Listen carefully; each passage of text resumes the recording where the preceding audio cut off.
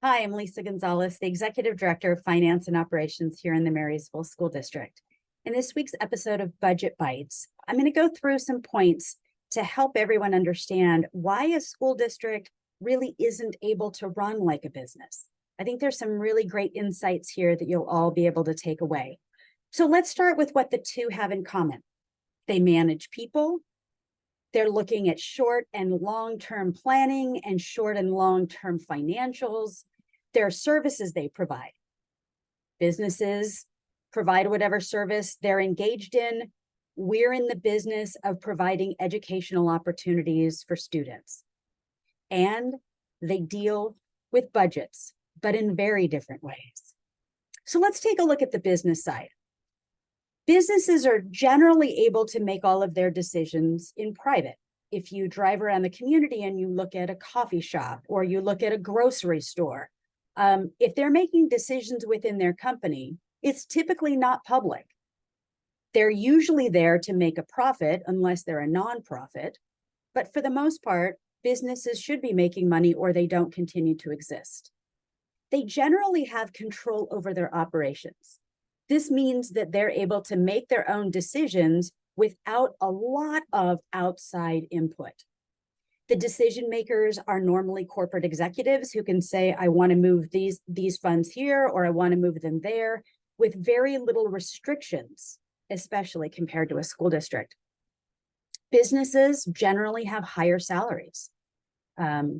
School districts may have some opportunities with benefits or retirement, but generally in the business world, if you're a high-level executive or even middle management, your salaries are much higher than we see in public education. And then typically there are fewer benefits, fewer plans to be able to take advantage of. And so that's a big difference. Now, what do the two have in common? On the left side, you can see exactly what I just explained. But on the right side, let's take a look at where school districts are.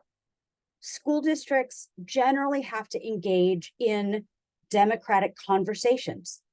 There are school board meetings.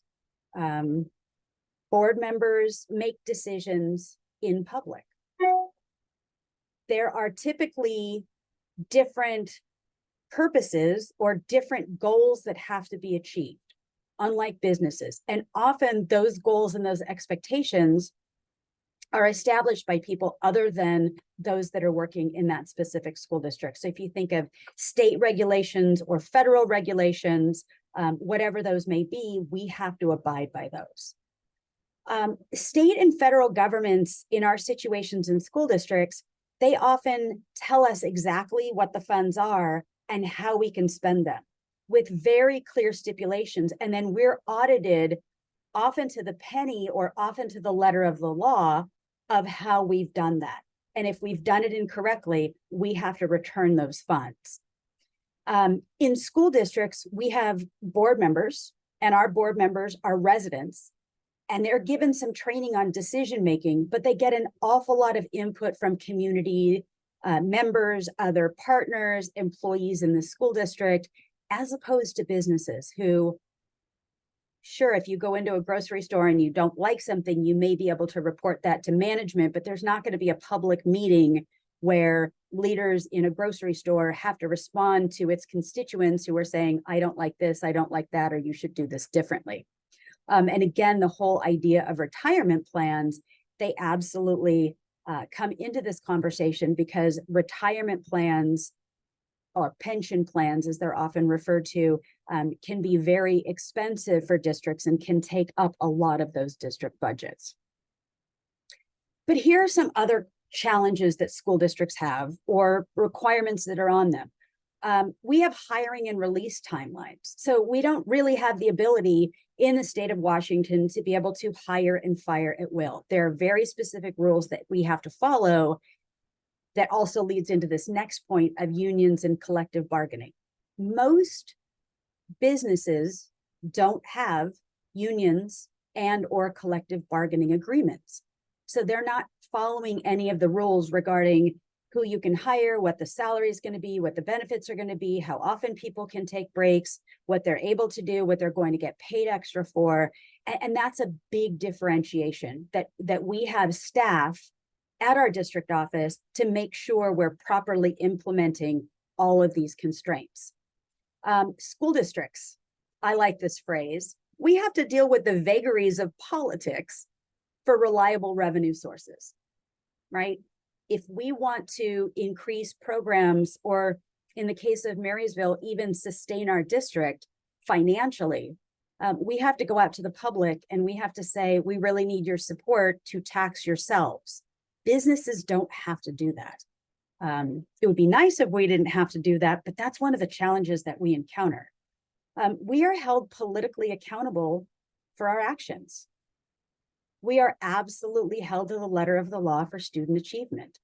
There are other states in the nation right now where school districts are being, they're having their superintendents and their boards replaced by those who legislators want to put in place to be able to step in and make those decisions. It's a very, very challenging and different political environment compared to the business community.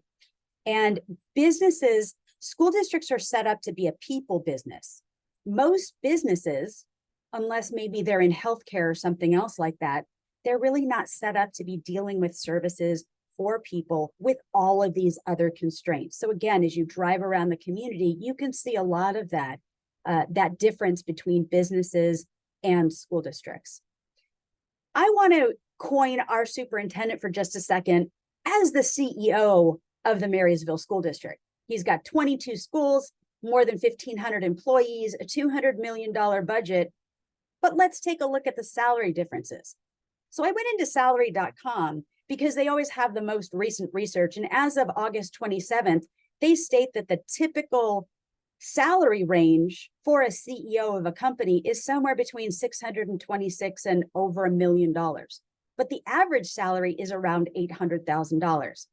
You can rest assured that our superintendent is maybe in the 30 percentile range of, or 30% of that $828,000. So he is absolutely making nothing close to that, nor are any CEOs of school districts in the state of Washington, or really in most states that I know of. Salary ranges can vary widely for this range that's presented here. It includes education, certifications, skills, the number of years of experience you have. We don't see that quite the same way, but our CEOs or our superintendents are expected to have extensive resumes with many, many years in a variety of different positions. And most of them will typically have a doctorate, which means they've got a good 13 or 14 years of college behind them. So I hope this explains a little bit of why a school district isn't really run like a business. Based on the environments that we're in and the constraints put in place, it's very difficult for us to do that. If you've got a question for a future budget bite, please go ahead and send that to budgetbytes@msd25.org, and we'll bring back another topic next week. Have a great week.